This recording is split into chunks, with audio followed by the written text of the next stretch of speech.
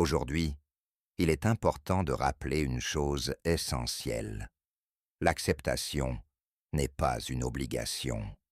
Personne n'est forcé d'accepter ce qui fait mal, ce qui n'est pas encore compris, ou ce qui semble impossible à changer. L'acceptation ne doit pas être perçue comme une exigence morale, spirituelle ou émotionnelle. Ce n'est pas un devoir, mais une possibilité. C'est un espace intérieur qui s'ouvre lorsque la résistance commence à fatiguer, lorsque l'âme a besoin de se reposer du combat permanent contre la réalité. Accepter ne signifie pas se résigner ni justifier l'injustifiable. Ce n'est pas non plus être d'accord avec ce qui s'est passé. Accepter, c'est simplement reconnaître que ce qui est, et cette reconnaissance ne peut pas être forcée de l'extérieur. C'est une décision intime, un choix qui naît de l'intérieur, au moment juste. Il ne s'agit pas d'approuver la situation entière de sa vie, mais de revenir à l'instant présent. Trop souvent, on pense que l'acceptation signifie tout tolérer. Un travail épuisant, une relation toxique, une douleur constante. Mais l'acceptation véritable concerne uniquement le moment présent, ce maintenant, ici même. Ce n'est pas dire « ma vie entière est acceptable », mais plutôt « voici ce qui se passe maintenant, et je choisis de ne pas me battre contre ça, juste pour cet instant ». Ce choix de présence ne nie pas le désir de changement. Au contraire, il crée l'espace pour qu'un changement réel émerge. Accepter le moment présent, c'est retrouver sa force intérieure. Ce n'est pas être immobile, c'est être lucide. C'est dans cette lucidité que commence la transformation la plus profonde. Et c'est depuis cette compassion qu'émerge une compréhension encore plus profonde.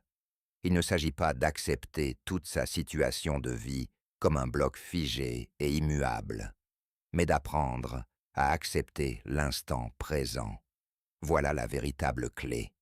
Trop souvent, les gens confondent l'acceptation avec la résignation, à une vie qu'ils ne désirent pas, à une relation qui blesse, à un travail qui épuise, à une réalité qui fait souffrir.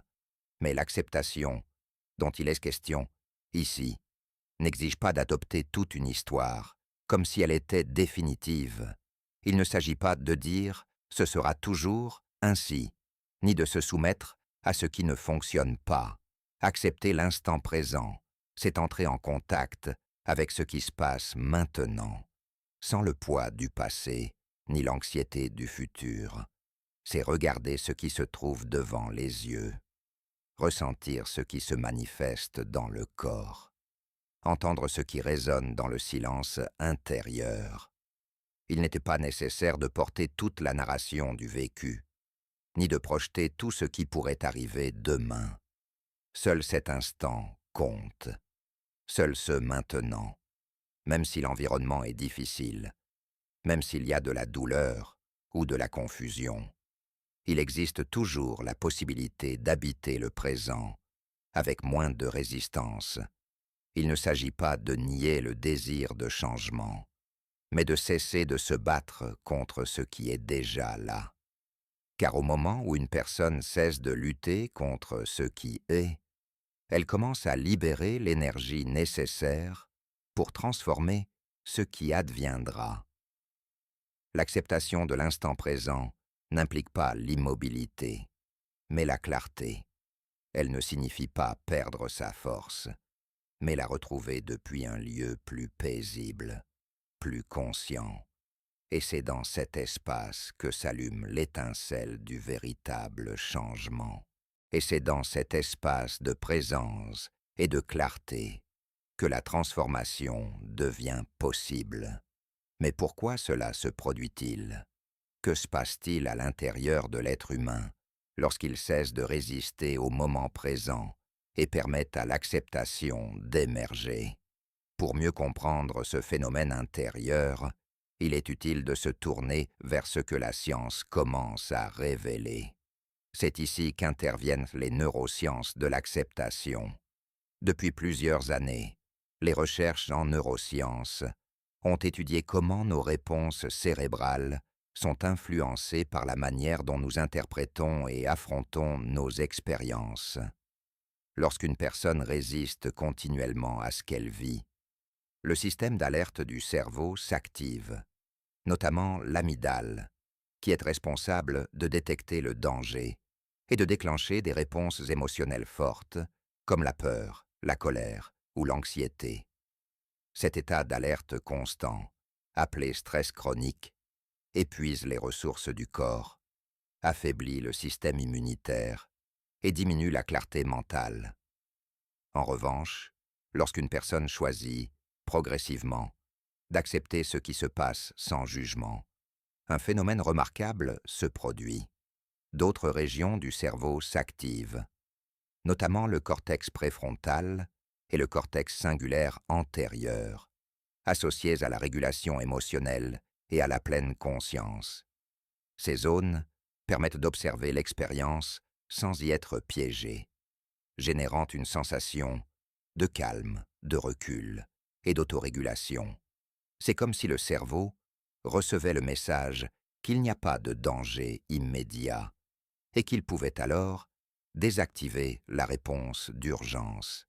L'acceptation n'est pas de la passivité. C'est une manière active de se relier à ce qui est. C'est envoyer un message au système nerveux. C'est bon. Il n'est pas nécessaire de fuir. Je suis ici. Cette simple disposition entraîne un changement physiologique profond. Le rythme cardiaque diminue, les muscles se relâchent, et les neurotransmetteurs du bien-être, comme la sérotonine et l'ocytocine, augmentent. Tout cela crée une base plus stable pour faire face à la vie avec résilience, ouverture et clarté. En réalité, des pratiques comme la méditation de pleine conscience et l'entraînement à l'acceptation ont fait l'objet de nombreuses études montrant leurs effets positifs sur les personnes souffrant d'anxiété, de dépression, de douleurs chroniques ou de traumatisme. Non pas parce qu'elles éliminent instantanément la souffrance, mais parce qu'elles transforment la manière dont l'esprit et le corps s'y relient. Il se crée une sorte d'espace intérieur qui permet de ressentir sans être emporté par l'émotion, de voir sans se perdre dans la pensée, de choisir sans réagir impulsivement. Comprendre cela à travers les neurosciences ne diminue en rien la profondeur spirituelle de l'acceptation. Au contraire, cela la renforce. Cela nous rappelle que ce processus d'ouverture à ce qui est a du sens non seulement émotionnel ou philosophique, mais aussi biologique. Accepter n'est pas seulement une attitude sage, c'est aussi une médecine naturelle qui apaise le système, libère les tensions accumulées et rétablit l'équilibre intérieur. Ainsi, ce qui semblait n'être qu'un simple acte de volonté se révèle comme une reprogrammation profonde du cerveau et du cœur. Comprendre comment l'acceptation transforme même au niveau cérébral nous permet d'en apprécier toute la puissance, mais en parallèle, il est essentiel de clarifier une confusion fréquente qui empêche de nombreuses personnes de faire ce pas vers la paix intérieure. Car si accepter peut guérir, certains craignent que cela revienne à se résigner. C'est ici qu'une distinction cruciale doit être explorée en profondeur. La différence entre acceptation et résignation. Accepter n'est pas la même chose que se résigner. Cette différence, bien que subtile en apparence, change tout. L'acceptation est un acte conscient, une décision libre qui naît de l'observation lucide de ce qui se passe, sans ajouter de souffrance inutile. C'est faire de la place à la réalité, sans tomber dans l'abandon. La résignation, en revanche, naît de la peur ou du désespoir. C'est une manière de renoncer sans présence, sans remise en question, sans amour de soi. C'est se dire « c'est comme ça et on n'y peut rien », depuis l'apathie ou la défaite. Alors que l'acceptation nous relie au présent, la résignation nous déconnecte de notre potentiel. Accepter, c'est reconnaître le point de départ, sans oublier qu'il existe des possibilités d'évolution. Il ne s'agit pas de rester figé, mais d'avancer à partir d'un lieu plus serein et plus conscient. Une personne qui accepte ne se soumet pas à la douleur. Elle l'accueille un instant, l'écoute, l'honore. Et c'est depuis cet espace qu'elle commence à transformer sa vie avec plus de clarté. À l'inverse, celui qui se résigne évite de ressentir, fuit l'affrontement, s'anesthésie émotionnellement et reste prisonnier d'une situation qui ne le nourrit plus, par peur du changement ou par absence d'espoir. Accepter signifie aussi prendre la responsabilité. Il ne s'agit pas de chercher des coupables, ni d'attendre une solution extérieure. On comprend que le véritable pouvoir de transformation est à l'intérieur et que le premier pas pour changer quelque chose, c'est de cesser de se battre contre ce qui est. À partir de là, on peut agir, parler, construire une nouvelle réalité. La résignation, au contraire, met la vie sur pause, comme si tout était déjà écrit et qu'il n'y avait plus rien à faire. L'acceptation guérit, la résignation paralyse, l'acceptation ouvre des portes, la résignation les ferme, l'acceptation libère, la résignation enferme. C'est pourquoi cultiver l'acceptation demande du courage, de la présence et de la compassion, tandis que la résignation se déguise souvent en fausse paix, mais cache une profonde déconnexion intérieure. Distinguer les deux n'est pas seulement important, c'est vital pour ne pas confondre le calme avec un abandon de la vie. Comprendre la différence entre accepter et se résigner ouvre la voie à une pratique encore plus profonde, la présence consciente. Car pour accepter véritablement le moment, il faut être présent, pas de façon superficielle, mais avec une attention vive, directe et éveillée. La présence consciente ne signifie pas simplement être physiquement quelque part, c'est habiter l'instant avec tout son être. C'est être là où se trouvent ses pieds, avec l'esprit ancré dans le maintenant et le cœur ouvert à ce qui se passe. Dans un monde rempli de distractions, d'attentes et de jugements constants, pratiquer la présence devient un acte profondément transformateur. Cela signifie faire une pause dans le bruit mental, lâcher le besoin d'interpréter, de juger ou de contrôler, et simplement observer. Observer les pensées comme des nuages qui passent, écouter le corps, ressentir la respiration, remarquer les détails du quotidien sans précipitation. Cette attention pleine n'est pas de la passivité, c'est le fondement de toute action lucide. Ce n'est qu'avec la présence consciente que l'on peut vraiment choisir et non simplement réagir. La présence transforme chaque moment en une opportunité de voir avec clarté, d'agir avec intégrité et de ressentir avec profondeur.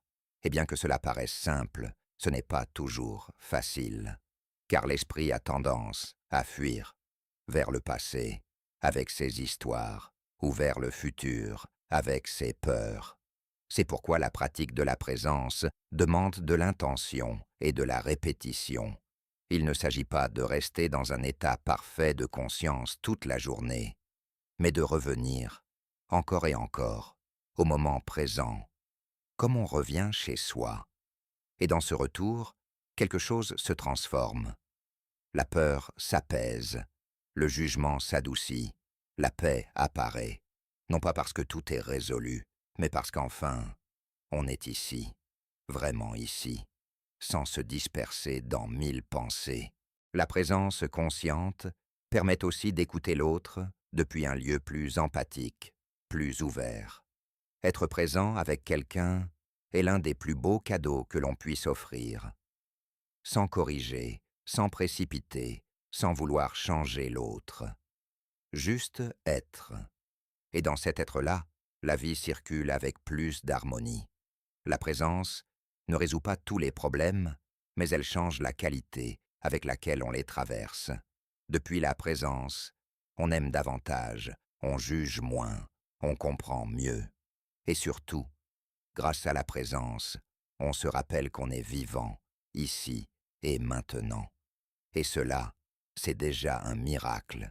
Et c'est précisément dans cette présence consciente que s'ouvre une porte que l'on oublie souvent, celle de la possibilité de profiter des choses simples. Pas de l'extraordinaire, pas du spectaculaire, ni de ce que tout le monde célèbre, mais de ce qui se passe chaque jour, silencieusement, et qui attend d'être reconnu. Dans un monde qui pousse vers le toujours plus grand, les réussites visibles et les succès mesurables, savourer la simplicité est une forme de rébellion douce. C'est retrouver la capacité de s'émerveiller de ce qui a toujours été là. L'arôme du café le matin, la lumière qui filtre à travers la fenêtre, un rire spontané, une étreinte sincère, le silence après une longue journée. Ce sont des moments qui ne demandent pas d'applaudissements, mais qui soutiennent la vie avec leur tendresse invisible. Profiter des choses simples ne signifie pas se contenter de peu, mais apprendre à valoriser l'essentiel. C'est éveiller la gratitude pour ce qui est déjà là, sans attendre que tout soit parfait. Car lorsque le cœur apprend à reconnaître la beauté dans le quotidien, la vie devient plus légère, plus profonde, plus authentique. Il n'est pas nécessaire d'attendre des vacances de rêve, l'amour idéal ou le succès à venir. La joie peut surgir ici, au cœur de l'ordinaire, si le regard devient plus attentif et l'âme plus réceptive. Les personnes qui apprennent à savourer la simplicité sont souvent plus libres. Elles ne dépendent pas d'événements grandioses pour se sentir vivantes. Elles trouvent du sens dans les petites choses et n'ont pas besoin d'accumuler pour se sentir complètes. Ce type de joie ne s'achète pas, ne se programme pas, ne se revendique pas. Il se cultive, il se soigne, il se redécouvre chaque jour avec humilité. Et ce qu'il y a de plus puissant, il est accessible à tous, quelles que soient les circonstances. Car même si l'environnement extérieur est difficile, il y a toujours un recoin où la vie murmure doucement. Ici aussi, il y a de la beauté, si tu sais la voir. Apprendre à goûter la simplicité est, au fond, un acte de sagesse. C'est comprendre que l'extraordinaire ne se trouve pas toujours à l'extérieur, mais bien à l'intérieur, dans la manière d'habiter chaque instant.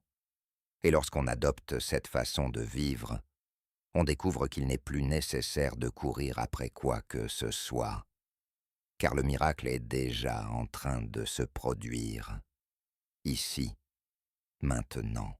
Et lorsqu'une personne apprend à savourer la simplicité, elle commence naturellement à regarder différemment ce qu'elle considérait autrefois comme indispensable. Dans ce processus, une vérité profonde se révèle. Bien souvent, la douleur que l'on ressent ne vient pas de ce qui se passe réellement, mais de ce que l'on espérait qui se passe. Les attentes génèrent de la frustration. Attendre que tout se déroule comme prévu, que les autres réagissent comme on l'avait imaginé, que la vie nous donne ce que l'on pense mériter, c'est ouvrir la porte à la souffrance, car la réalité se conforme rarement à nos scénarios mentaux. Et lorsque ce qui arrive ne correspond pas à ce que l'on avait projeté, surgissent la colère, la déception, la tristesse. Les attentes sont comme des scénarios invisibles que nous écrivons pour le monde, sans consulter le monde. On espère que notre partenaire nous comprenne, sans explication, que nos enfants suivent la voie que nous avons tracée. que les autres reconnaissent nos efforts, que le succès arrive selon notre calendrier. Mais la vie ne suit pas nos scripts. La vie est spontanée, imprévisible, changeante. Et plus nos attentes sont rigides, plus la chute sera douloureuse lorsqu'elles ne seront pas satisfaites. Cela ne signifie pas qu'il faille renoncer à ses rêves, ni cesser de désirer ce qui est bon. Le problème n'est pas d'avoir une vision, mais de s'y attacher, comme si c'était la seule manière valable d'être heureux. Lorsque le désir devient exigence, et que cette exigence devient condition au bien-être, la frustration devient inévitable. C'est pourquoi lâcher prise sur les attentes n'est pas faire preuve d'indifférence. C'est adopter une manière plus libre et plus présente de se relier à la vie. C'est s'ouvrir à l'inattendu, être prêt à être surpris, découvrir de nouveaux chemins quand les plans initiaux ne se réalisent pas. Celui qui vit sans attente rigide avance avec plus de légèreté. Il est plus ouvert, plus réceptif. Il sait que chaque moment peut être porteur d'un apprentissage, même s'il ne ressemble pas à ce qu'il avait souhaité. Et dans cette ouverture, la joie ne dépend plus du résultat, mais de la qualité de la connexion avec le processus. Le bonheur ne réside pas dans le fait que tout se passe bien, mais dans la manière dont chaque étape est vécue, avec souplesse, humilité et curiosité. Lâcher les attentes, ce n'est pas perdre le contrôle, c'est cesser de s'accrocher à une illusion. Et c'est dans ce renoncement que l'on trouve une liberté plus profonde, celle de vivre ce qui est, et non ce qui aurait dû être. Et lorsque l'on lâche les attentes, lorsque l'on cesse de chercher à l'extérieur ce qui vit déjà à l'intérieur, une compréhension simple mais profondément transformatrice émerge. La vie, dans son essence la plus pure, est faite de petites choses. Pas de moments grandioses en continu, ni d'exploits brillants ou de réussites spectaculaires, mais d'instants subtils qui, s'ils ne sont pas remarqués, passent inaperçus. La vie se tisse dans les détails, dans un regard complice, dans un lever de soleil silencieux, dans le goût d'un repas partagé, dans un mot juste, dans un geste inattendu de tendresse. Ce sont ces petites choses, réunies entre elles, qui construisent le véritable sens de la vie. Parfois, l'esprit nous fait croire que le bonheur se trouve au bout du chemin, une fois que nous aurons atteint un certain objectif, une fois arrivé ce moment tant attendu. Mais dans cette course, on passe souvent à côté de ce qui a le plus de valeur, ce qui est déjà en train de se vivre. La grandeur de la vie ne réside pas uniquement dans l'extraordinaire, mais dans la profondeur avec laquelle on vit l'ordinaire. Celui qui apprend à valoriser le petit découvre une richesse inépuisable, car le petit est constant, il est là chaque jour, il ne demande ni préparation ni perfection, seulement de la présence, un sourire au réveil, un merci sincère, le bruit du vent dans les arbres, la sensation de l'eau sur les mains, le rire d'un enfant, un message inattendu, une pause au milieu du chaos. Tout cela construit la vie. Tout cela est la vie. Et lorsque l'on vit avec attention, chaque petit geste devient un cadeau. Se rappeler que la vie est faite de petites choses, c'est aussi une manière d'apaiser l'anxiété, de devoir toujours faire plus, réussir plus, prouver plus. Car l'essentiel ne se manifeste pas toujours dans le bruit. L'essentiel se ressent dans le cœur, et pour cela, il faut du silence intérieur. Il faut ralentir, recommencer à regarder, à ressentir. Et c'est là que commence une nouvelle façon de vivre, plus pleine, plus humaine, plus vraie, où le miracle ne se cherche plus ailleurs, car il est reconnu ici même, dans ce qui est déjà là. Reconnaître que la vie est faite de petites choses nous invite à vivre avec plus de présence, plus d'humilité et plus de gratitude. Mais pour beaucoup de personnes, accepter n'est ni naturel ni immédiat. L'esprit, entraîné pendant des années à résister, à juger ou à vouloir tout contrôler, ne se transforme pas du jour au lendemain. C'est pourquoi il est si précieux de disposer d'outils concrets. Car accepter n'est pas une idée abstraite, mais une pratique quotidienne.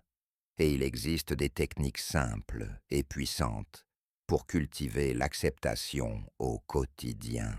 La première est la respiration consciente. S'arrêter un instant, fermer les yeux si possible, et porter toute son attention sur la respiration telle qu'elle est, sans la modifier. Ressentir l'air qui entre, l'air qui sort. Ce geste si simple permet d'ancrer l'esprit dans le présent et de créer un espace entre la réaction automatique et la réponse consciente. En seulement 3 respirations profondes, on peut interrompre le cycle du jugement et ouvrir un instant de clarté. Une autre technique est l'observation sans jugement. Lorsqu'une émotion difficile surgit, au lieu de la qualifier de mauvaise ou de tenter de la repousser, on peut simplement l'observer comme un nuage qui traverse le ciel. Il y a de la tristesse, il y a de la colère, la nommer sans s'y identifier. Je ne suis pas l'émotion, je ressens cette émotion. Cela en réduit l'intensité et permet une relation plus bienveillante avec ce qui se passe à l'intérieur. Très utile également, la pratique du scan corporel, qui consiste à parcourir lentement le corps avec l'attention, des pieds jusqu'à la tête, en notant les sensations, les tensions ou les zones détendues. Cette technique aide à se reconnecter au corps, qui souvent reflète les résistances, bien avant que l'esprit n'en prenne conscience. Écouter le corps, avec acceptation, ouvre la porte à une plus grande compassion envers soi-même. L'écriture, consciente, peut aussi être une alliée précieuse. Prendre quelques minutes par jour pour écrire ce que l'on ressent, sans filtre, sans chercher à ce que cela ait du sens. Juste écrire. C'est une manière de libérer ce qui pèse, d'observer ses pensées depuis l'extérieur et de trouver des mots pour organiser le chaos intérieur. Enfin, il existe une pratique à la fois simple et profonde. Se dire à soi-même « ceci aussi est juste ». Face à une situation inconfortable, au lieu de lutter contre elle, répétez doucement cette phrase « ceci aussi est juste ». Non pas comme une résignation, mais comme un rappel que tout fait partie du chemin, même ce que l'on ne comprend pas encore. L'acceptation est comme un muscle. Elle se renforce avec la pratique. Il ne s'agit pas de le faire parfaitement, mais de revenir encore et encore, avec patience et honnêteté. Car chaque fois que l'on choisit d'accepter plutôt que de résister, quelque chose à l'intérieur de soi s'aligne avec la vie. Et à partir de là, tout devient plus léger, plus clair, plus vrai. Accepter, ce n'est pas abandonner. Ce n'est pas renoncer à ses rêves, ni se résigner à ce qui fait mal. Accepter, c'est l'acte courageux de regarder la vie telle qu'elle est, avec ses lumières et ses ombres, et choisir de l'habiter avec présence, humilité et amour. Tout au long de ce chemin, nous avons compris que l'acceptation n'est pas une obligation, ni un idéal inaccessible, mais une pratique qui se cultive au quotidien, dans la simplicité, dans le réel. Nous avons découvert qu'accepter l'instant présent, au-delà de l'histoire qui l'entoure, nous libère du poids, de la résistance, et nous ouvre à une existence plus consciente. Que les neurosciences confirment ce que la sagesse intérieure savait déjà. Lorsque nous cessons de lutter contre ce qui est, le corps, l'esprit et le cœur s'harmonisent. que l'acceptation n'est pas synonyme de résignation, car celui qui accepte ce qui est se renforce pour transformer ce qui peut l'être. Être présent, c'est vivre plus pleinement.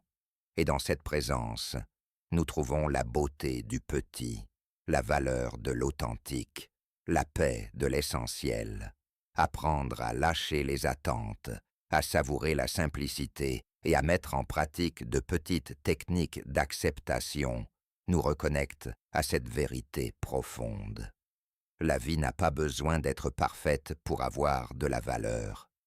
Elle a seulement besoin d'être vécue avec honnêteté, avec attention et avec ouverture. Car chaque instant accueilli avec amour est un pas vers la paix intérieure.